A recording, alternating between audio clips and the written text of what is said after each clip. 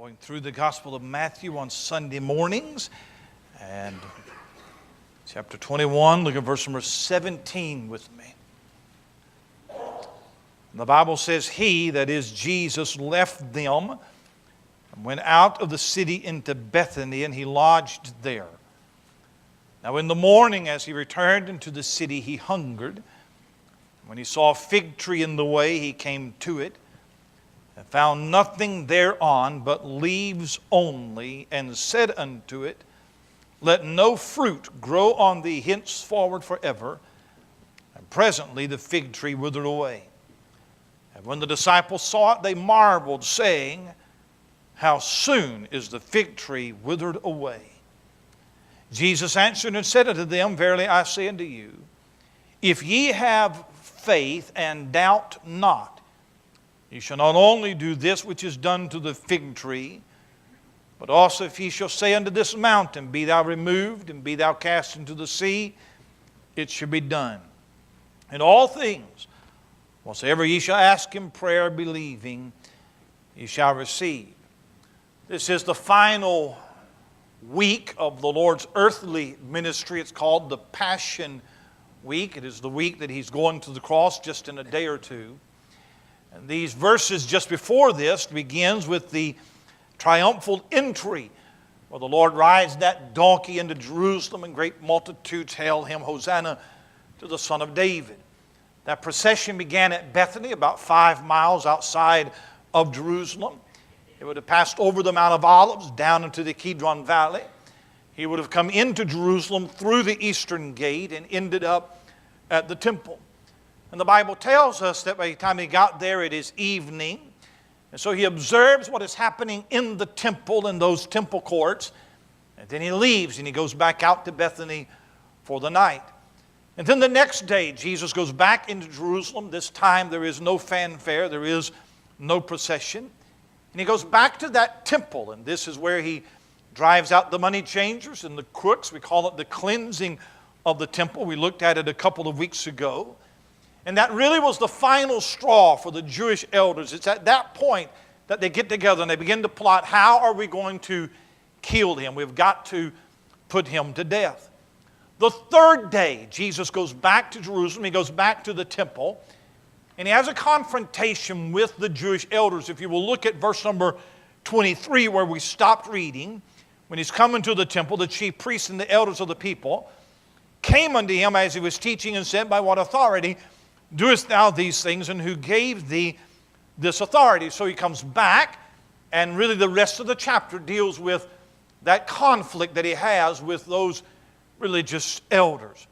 But there's a little incident that takes place in between those 2 days that he comes back to the temple. It is the cursing of the fig tree, the story that I read to you. It seems like a very small story. It seems like a very minor detail, certainly not as important as triumphal entry or cleansing of the temple, those things. And so why is it here? And it actually is in Mark's gospel and in Matthew's gospel as well. When you read Matthew's gospel, it looks like it all happens at one time. But when you read Mark's gospel, you learn that it actually happened in 2 different times. Mark is more chronological. Matthew is more topical. And so what happens is, as the Lord is going into Jerusalem to cleanse the temple, he stops by and he curses the fig tree.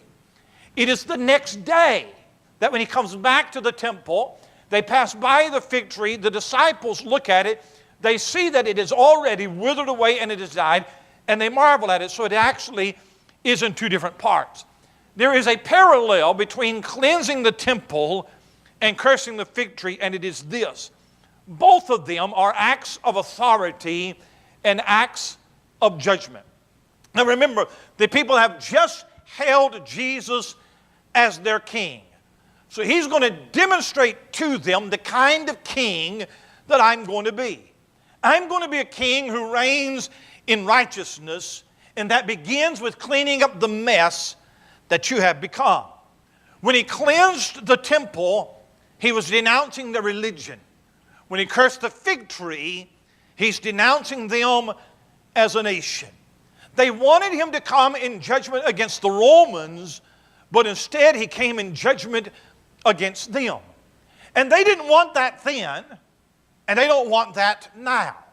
No, we're fine with a king who would denounce everybody else, but we don't want to be denounced for our own sins.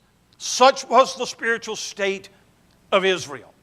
Now, when you read this little story in Matthew and in Mark, again, it seems like a minor detail.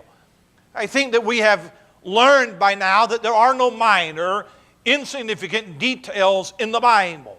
And when you study this little incident, there are major prophetic principles that are hidden in the story.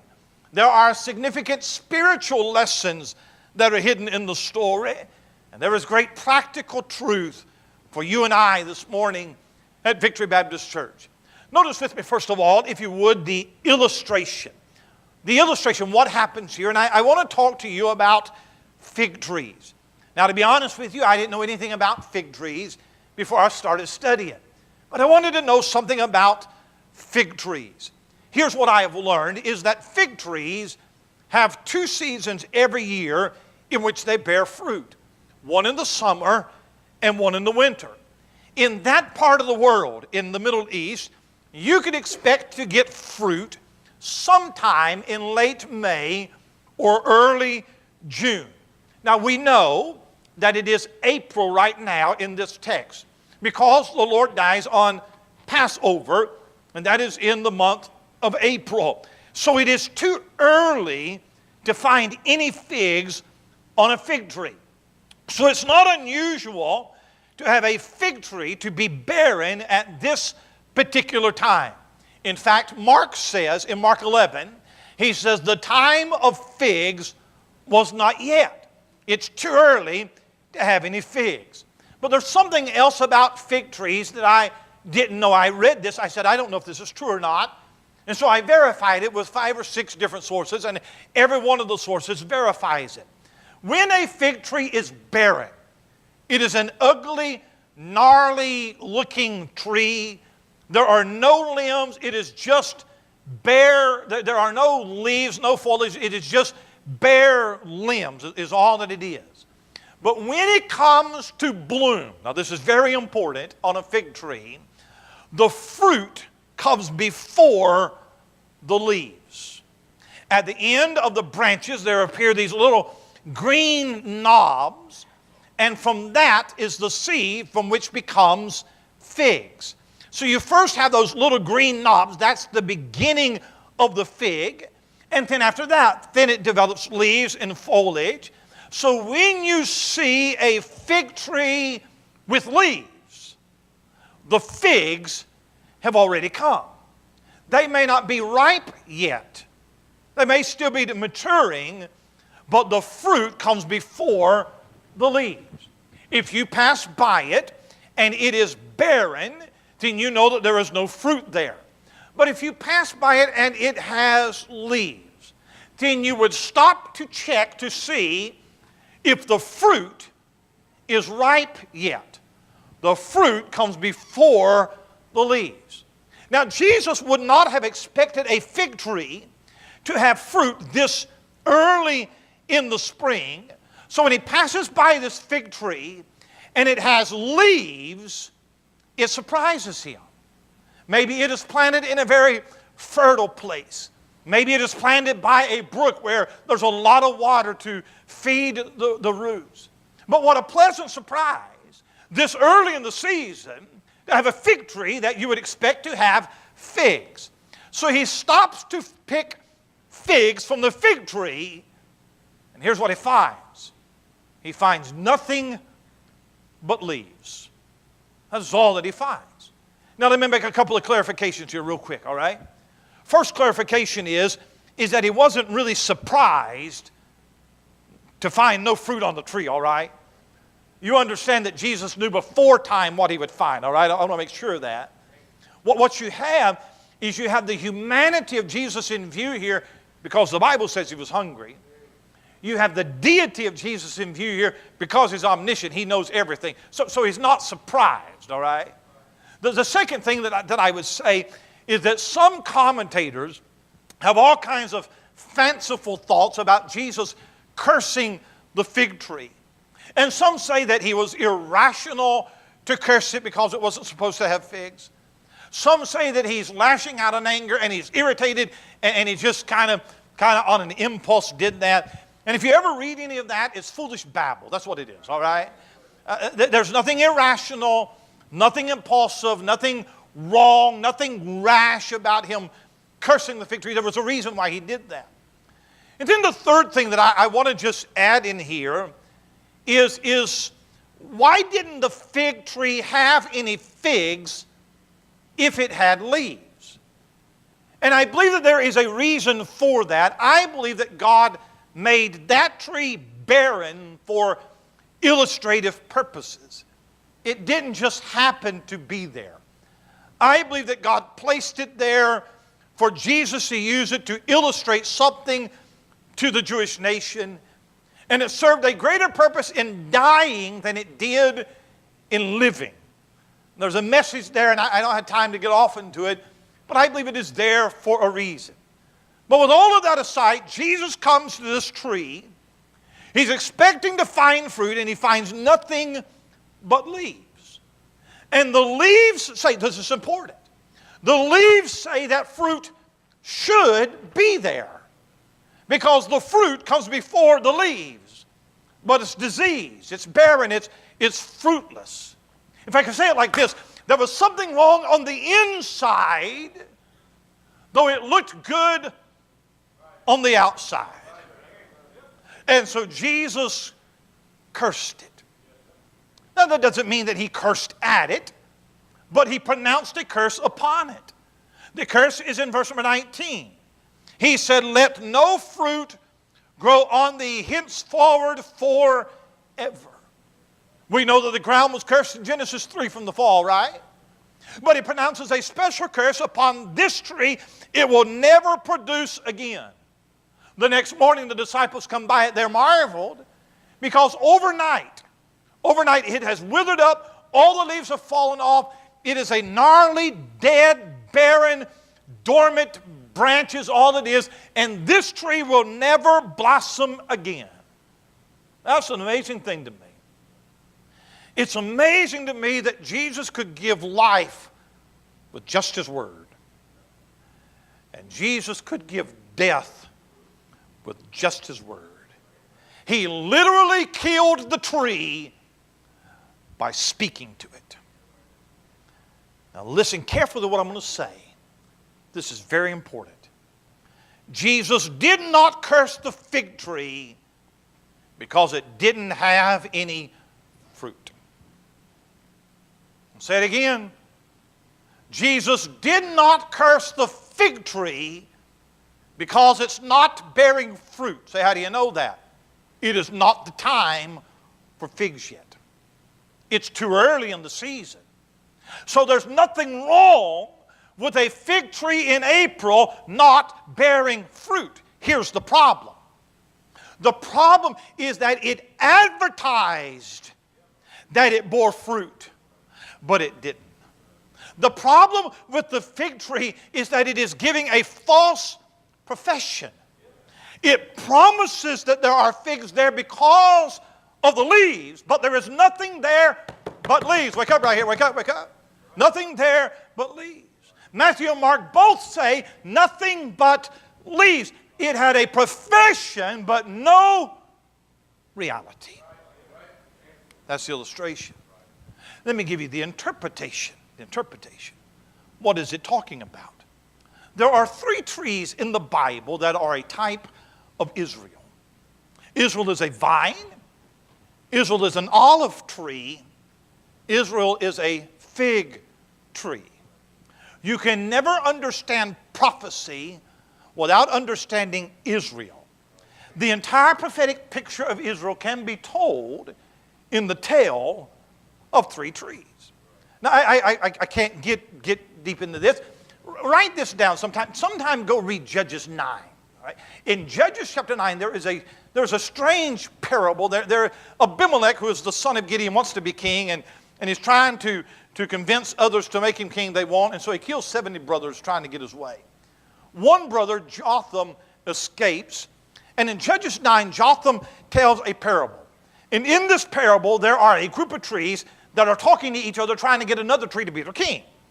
So the trees come to the olive tree to be their king, and he refuses. The trees come to the fig tree to be their king, he refuses. The trees come to the vine to be their king, and he refuses. And so a bramble branch becomes their king. Some Bible students believe that it is prophetic of the nation of Israel. I somehow believe it is, but it is strange that those three trees are mentioned because Israel is represented in the Bible as a vine, a fig tree, and an olive tree. Let me show it to you quickly. Look at Psalm chapter 80. Hold your finger here. Go to Psalm chapter 80. I'll just give you a couple of verses so you think I know what I'm talking about. Psalm 80, look if you would in verse number 8.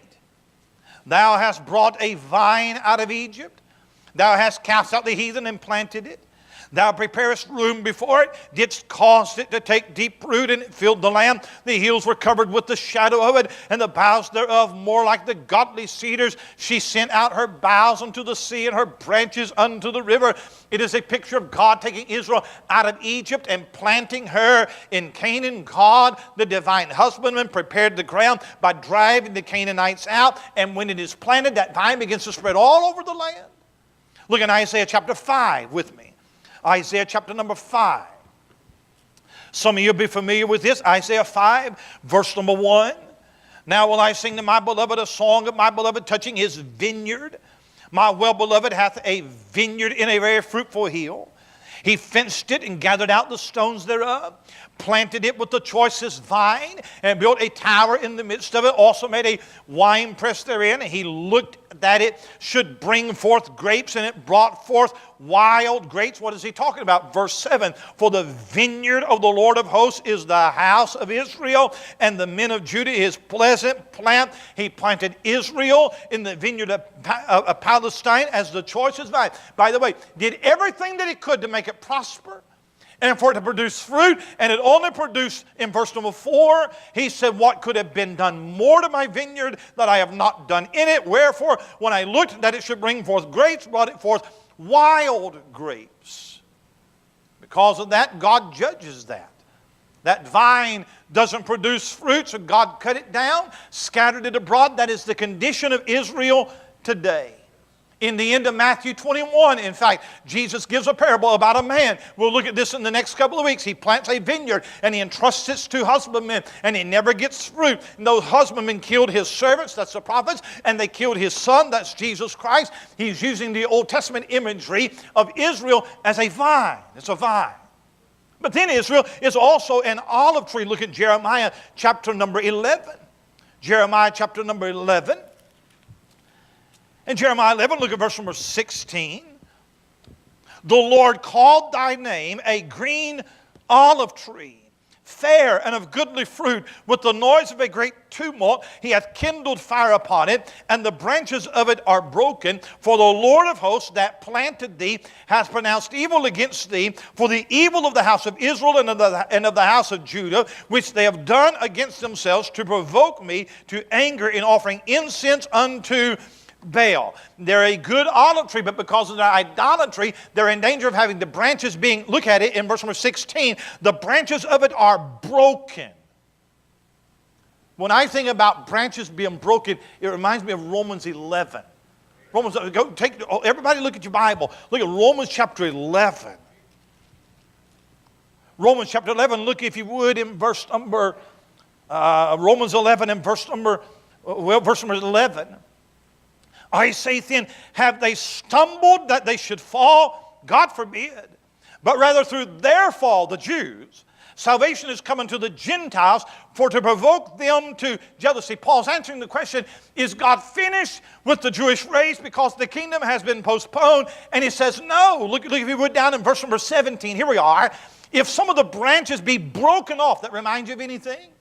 If the branches be broken off, and thou, Gentile, being a wild olive tree, wert grafted in among them, and with them partakest of the root and fatness of the olive tree, boast not against the branches, but if thou boast, thou bearest not the root, but the root thereof. Thou wilt say then, the branches were broken off, that I may be grafted in. Well, because of unbelief they were broken off. And thou standest by faith. Verse 21, oh, this is wonderful. For if God spared not the natural branches, take heed, lest he also spare thee not. Behold, therefore, the goodness and severity of God on them which fail severity, but toward thee goodness, if thou continue in his goodness, otherwise thou also shalt be cut off. They also, if they abide not still in unbelief, shalt be grafted in, for God is able to graft them in again. Here's what it's saying, that the natural branches of the olive tree have been broken off. That's Israel. The wild olive branch, that's Gentiles. We've been grafted in, made partakers of the Spirit. Well, I feel like preaching. Made partakers of the spiritual blessings. And the natural branches are not cut off forever because they're going to be grafted back in. Here's what he's saying, is that Israel is cut off temporarily. God's dealing with the Gentiles, but he's going to revisit Israel. Israel is a olive tree. Olive tree. A lot of more preaching. I got to move that. Israel is a fig tree. A fig tree. Look in Luke chapter 13. Luke chapter 13. Just a little bit of Bible study, and then I'll go back to preaching, all right? Luke chapter 13, look at it. In verse number 6. He spake also this parable. A certain man had a fig tree planted in his vineyard. And he came and sought fruit thereon and found none. Then said he unto the dresser of his vineyard, Behold, these 3 years I come seeking fruit on this fig tree, and find none. Well, I wonder what he's talking about there. These 3 years I've been ministering in Israel, preaching and teaching, and I'm looking for fruit, and I found none, so cut it down. Why cumbereth it the ground? And the answering said unto him, Lord, let it alone this year also, till I shall dig about it and dung it, and if it bear fruit, well, and if not, then after that thou shalt cut it down. That's a picture of Israel. For 3 years, Christ has presented himself to Israel, and he's hoping for fruit. He pronounces judgment to cut it down. By the way, that's not immediate. Let's have some patience. Let's go a little bit longer. Let's just give it another year. It's not to AD 70, when Titus comes into Jerusalem, that is cut down. In fact, go to Matthew 24. Matthew 24. Matthew 24, and we'll get to Matthew 24. The night before the crucifixion, Jesus gives what's called the Olivet Discourse. That's Matthew 24 and chapter 25. In verse number 3, the disciples ask for a sign. Tell us what then should be these things be. What shall be the sign of thy coming? And the Lord gives several signs. In verse number 15, when ye therefore shall see the abomination of desolation. That's a sign. He says in verse number 30, then shall appear the sign of the Son of Man in heaven. That's a sign. But watch this sign in verse 32. Now learn a parable of the fig tree. When his branch is yet tender and putteth forth leaves, ye know that summer is nigh. What happens in summer? It produces fruit. So when you see the fig tree come alive and it puts forth leaves, you know that that fruit is coming. So likewise, when ye shall see all these things, know that it is near, even at the doors. Verily I say to you, this generation shall not pass till all these things be fulfilled. The fig tree, Israel, was cut down for being fruitless, but it wasn't completely destroyed. A new tree will spring from the root, and the nation of Israel will revive. And when you see that fig tree coming back to life, know that the Son of Man is coming. We have seen Israel come back to life as a nation in this generation, haven't we? And by the way, it's the leaves of Israel we've seen. It's not their fruit. They're still rejecting their Messiah. And only when Israel is converted at the second coming will they produce the fruit of faith. You say, now how does this fit into Matthew 21? Come back to Matthew 21, all right? There's 3 trees. The fig tree is a type of Israel. Now watch this. Jesus goes from cursing the fig tree to denouncing the temple. It's 2 acts of judgment. They're back to back. They're too close to not be connected. The fig tree is Israel. You are all leaves, but no fruit. It is the spiritual condition of the nation. He should have come and found faith in them. But for all of their spiritual show, there is no faith. He is saying that your religion is pretense. It is a lot of show, it is a lot of ritual, but there is nothing on the tree that can please me. It is what the Bible calls having a form of godliness but denying the power. It is what the Bible calls a zeal for God but not according to knowledge. And here's what Jesus says. He says, let no fruit grow on thee henceforward forever. Now some think that he's talking about Israel as a whole. And if so, then he's cursing the nation of Israel and God is abandoning the nation. Can't be so. Matthew 24 says the fig tree is coming back. Romans 11 said he's going to graft the natural branches back in to the olive tree. I believe that he's speaking particularly to that generation. That evil and adulterous generation that seeketh a sign, and is cursing that generation. You think of the special privileges of that generation. They are the generation that gets to welcome the Messiah and introduce the Messianic kingdom. And with that responsibility, they failed in their unbelief.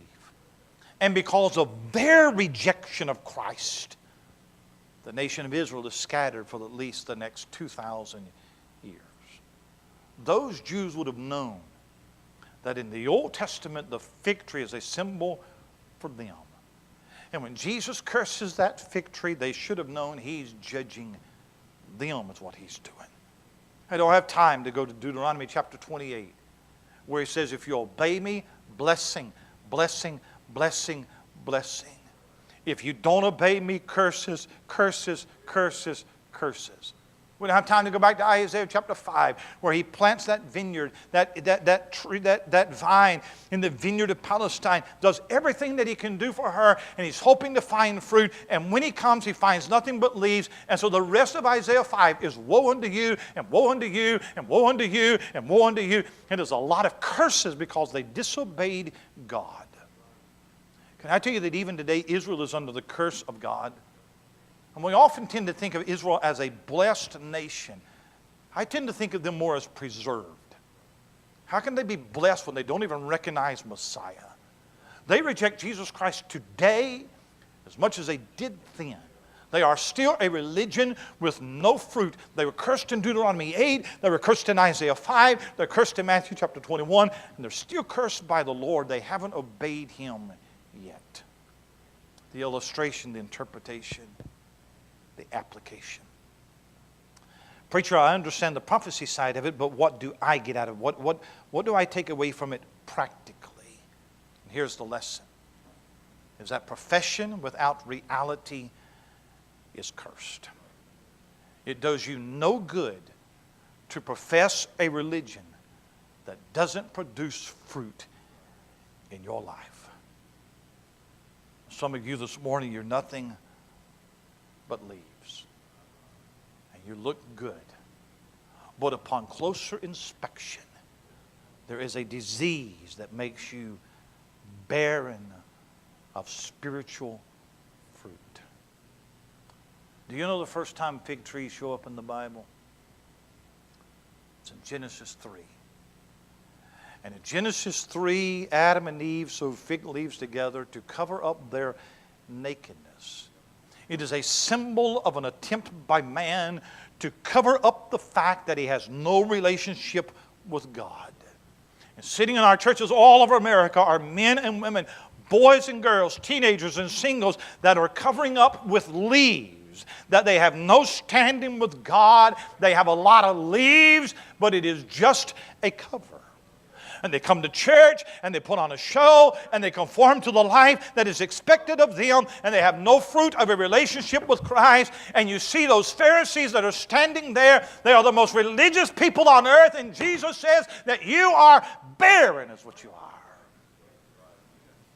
are. There is nothing that would bring a true revival more to a church than for church members, not the sinners, the church members, to become brutally honest with themselves about their own spiritual condition. If everybody in Victory Baptist Church would drop the mask and quit the games and just be honest. You prance around as if you're the most spiritual person in the room, when in reality you're a first-class Pharisee. You've made a list of all the real spiritual standards. They happen to be the ones that you adhere to, and that becomes your badge of spirituality. God wasn't impressed with their list, and God's not impressed with your list. And what you need to see is yourself is eat up with pride and arrogance, and it makes you look down on other people that don't keep the same list that you keep. And you need to be broken and exposed and laid bare in your bragging and your pride. It is nothing but a tree full of leaves that hides the fact that you don't have any fruit. There's nothing but leaves. And see, here's what we do. We tend to direct most of our preaching to those Christians who are lax in their standards because we're visible.